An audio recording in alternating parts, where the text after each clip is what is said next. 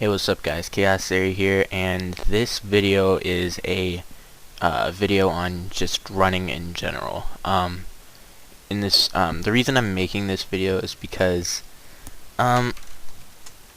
there are a lot of runs. I mean, there are tons of runs that I haven't covered, and frankly, I don't have the time to cover all of them. So with this video, I hope to teach you enough. I hope to teach you enough so that just by this video, knowing what I'm going to tell you in this video, knowing the just looking up the paths on the wiki, and knowing the spawns and everything, you'll be able to run pretty much anything. So in this video, I hope to cover just like the bare bones basics of the run, how to shadow step effectively, how to double step, and just basically how to think more like a runner. So I hope this video helps, and let's start the video. So to start out, I just want to say that there's a very good guide to running on the Guild Wars official wiki. Most of the stuff I'm going to be explaining in this video is from the wiki, so please check that out if you have any questions. So first of all, what is running?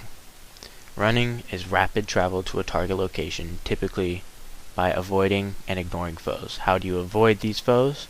By going fast. As long as you go fast, the foes will de-aggro you much quicker if you're running faster than them. In order to go fast, you need specialized builds. So I'm going to talk a little bit about these builds. This is going to be a general run over of a typical running build. So builds in general have two major parts in them. Speed and survivability, which is basically you want to go as fast as you can, but you don't want to die, which makes sense. The thing about this is that speed and survivability coexist with each other.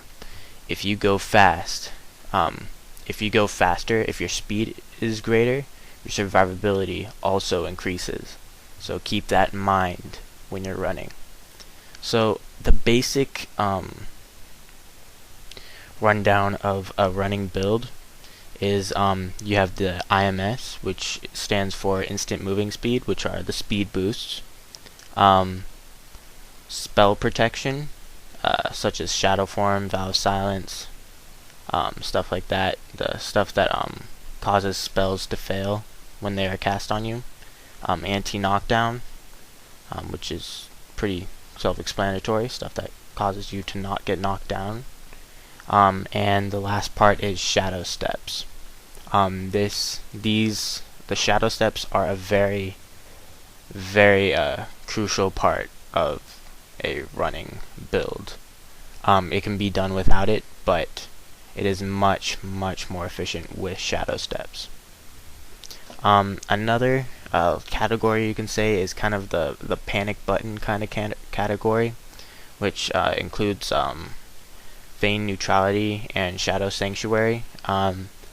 These, I guess you could say that these panic buttons, as I'd call them, like if you're in a really tight spot, you can just put them on really quick, and then it'll help you out in getting out of the situation you're in. These, consider them as training wheels. When you're starting out, you can use them just in case, but eventually you want to teach yourself not to use them because they slow you down. It's better to replace these skills with a shadow step. So in that thought of a build, let's talk about equipment. Most runners run with complete energy sets, which means full radiant, full attunement, and a staff with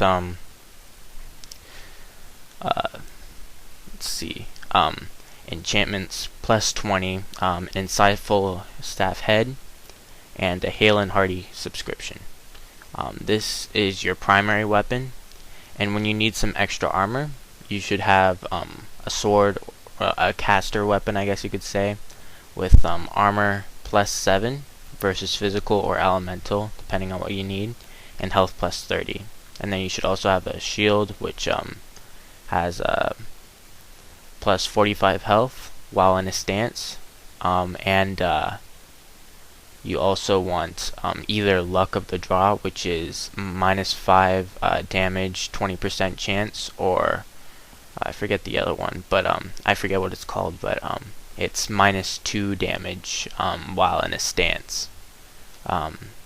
This will be your protection set, so if you need some extra protection, such as areas like Ice Dome and places where there's heavy damage, that's what you use. So I'm going to split this next part into 3 different categories. These categories can be kind of seen as rules. These 3 categories, or rules if you want to call them that, is travel light and adaptation, staying straight, having a straight path, and never stopping. So let's start with traveling light. So what I mean by traveling light is not inventory space, because inventory has no effect on your running speed or your survivability. What I mean is build. So this is a normal running build for an assassin ranger. There are dervishes and everything, but the same general idea applies for all builds. So you want to be able to adapt your build to the place you're running for optimal speed and optimal survivability, therefore. So if you're running a zone, like if you're running a zone that does not have any knockdown, don't bring I'm Unstoppable. Or if it doesn't have any cripple, don't bring I'm Unstoppable. If you have no need of shadow form, like there's no snares, there's no heavy damage, don't bring shadow form. And then that frees up skill slots. You're taking out unnecessary skills. Therefore, you're you're traveling light per se. I can't believe I said per se, but so you want to replace any skills that you don't need with shadow steps. In this case, I'm going to replace it with Wastrel's Collapse as my elite and Ebon Escape. So this is also adapting. So let's just put these back in. To adapt to an area, if you don't need those skills, like I said, just don't bring them. But if you only if like you need extra protection, like if it's a very damage intensive area, like an example is Sanctum K running the mission, because one area you need to tank and you need to be able to soak in a lot of damage. Take out a shadow step and put in a tanking skill such as Shroud of Distress, and now you have more survivability because you need more survivability. So that's probably the basic idea that you need to get. Only take what you need. And that's what traveling light and adapting means. So the next part I'm going to talk about is staying straight. In this part I'm also going to get into effective shadow stepping. So what I mean by staying straight. So let's just say that there's a point A and then there's a point B. What's the fastest way to get through? It's a straight line, right? Going straight from point A to point B, not like going around or making a little squiggly or something like that. Staying straight. This completely applies to Guild Wars as well. Think of the portal that you have zoned into as point A, and the portal that you want to get into the next zone of the run, point B. So you want to stay as straight as possible from those 2 points to be able to achieve the fastest time. So on a side note, it might seem irrelevant right now, but shadow stepping. let me get into the mechanics of shadow step. So there's two mechanics in the game of teleporting. The first one is teleportation, and then the second one is shadow stepping. Shadow steppings are a lot more common. Most of them belong to the assassin class, but there are some others, like such as PV only, like Ebon Escape and stuff. But the thing that differs teleportation is that shadow stepping, when you shadow step, you drop all bundles that you're carrying, which is very essential for runs like the Sanctum K mission when you're holding the Scepter of War, or the Alona Reach mission when you're holding the crystals. And then so you cannot shadow step while you're holding those items, or else you'll drop them. Another thing, which is a major thing that you need to know about shadow step, is that shadow steps can shadow step through obstructions or walls. So can teleportation. The thing that differs teleportation from shadow stepping in this regard is that shadow steps, you cannot shadow step to a target unless you could walk to the target without leaving compass range. Like an example is that if you have a closed gate, you can't shadow step through it. If you can't shadow step through it, you'll just shadow step up to the obstruction that you have. So that is a major thing. Also, you can use shadow steps to escape a body block. So if you get surrounded by like trolls or something like that, use a shadow step and you'll be able to get out. So I'm going to give you a little bit of an example of how to utilize shadow stepping and staying straight. So let's give a little bit of an example, like an experiment. I don't know what to call it, but I need to start here on this little dot or something, and I want to get to that obelisk flag stand as quickly as possible. So most amateur runners, once I tell them that, they do this. They go down through the bridges, not utilizing their shadow steps at all, and they just run through the stairs and everything. This works, but is most definitely not the fastest way to run.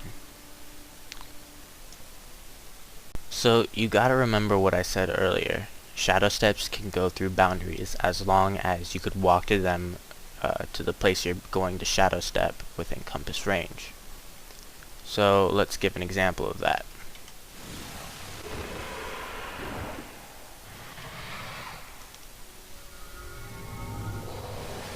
And I'm there. Much faster, much cleaner, and just a lot better. As a matter of fact, I can get there and back, and he'd still be running over there. So utilize the shadow steps. If you use them in the right spot, they can save you so much time. And just saying, you'll look like a badass. I mean, just saying. I'm also going to throw in a little tutorial on how to double step. If you don't know what double stepping is, it's shadow stepping to two targets in rapid succession. So it'd be like zing zing. I mean, if you look at my Desolation run, Miss Dervish utilizes it in the run from T-Hark Orchard to Kodash Bazaar. So you can just look that up, and she utilizes it a lot in that area. So just look at that. So the first thing you need to do is you need to go into your options, and you need to make sure that this is check marked. Double click to attack interact. That's a very crucial thing to know. So how you do it: while you're running, you want to put up your control, which shows all the foes in the area. Select one, say the pseudo 100 armor, Q, and then select this next one.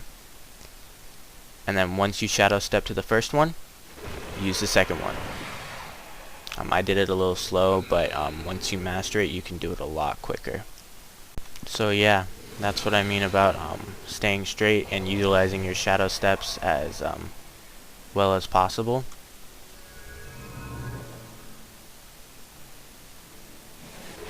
So just keep practicing this and you'll be able to go much faster. So the last thing I want to talk about is never stopping. This is also a very crucial one. The reason why runners can go so fast without dying is going back to the very crucial saying that I said earlier. If you go faster, you increase your survivability. The reason for this is, the faster you go, the quicker you de-aggro foes, as you can see here. This is a crucial part to running. If you don't utilize this, you will not be able to achieve as fast of times as others. So, the primary thing you need to realize is the health bar. Don't worry about it. Just run, just use your shadow steps. Don't panic. If you panic, you will do something stupid, you'll slow down your run, and you'll probably die. Just keep running, and you'll be fine.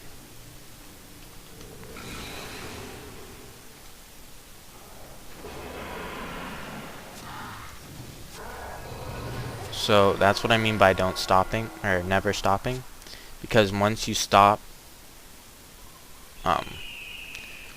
let's just give an example.